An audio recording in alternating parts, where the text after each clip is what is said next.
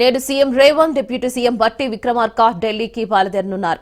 రాష్ట్రానికి రావాల్సిన నిధులు ప్రాజెక్టుపై కేంద్ర మంత్రులతో చర్చించనున్నారు. ప్రభుత్వం ప్రతిష్టాత్మకంగా చేపట్టిన కులగణన సర్వే ఆధారంగా ఎస్సీ వర్గీకరణ చేయడంతో పాటు బీసీలకు 42% రిజర్వేషన్లు కీలకంగా మారాయి.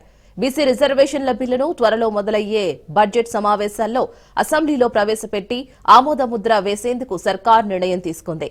అనంతరం ఆ బిల్లుకు చట్టబద్దత కల్పించేందుకు రేవంత్ ప్రభుత్వం పావులు కదుపుతోంది.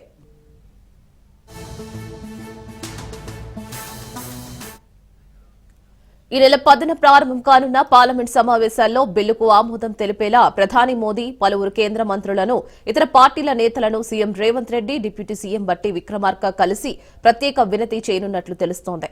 ఈ బిల్లు లెక్క తేలితేనే దీని ఆధారంగా స్థానిక ఎన్నికలకు వెళ్లేలా ప్లాన్ చేస్తోంది రేవంత్ ప్రభుత్వం. ఈ నేపథ్యంలో ప్రస్తుతం రాష్ట్ర ముఖ్యమంత్రి, ఉప ముఖ్యమంత్రుల ఢిల్లీ పర్యటన కీలకంగా మారింది.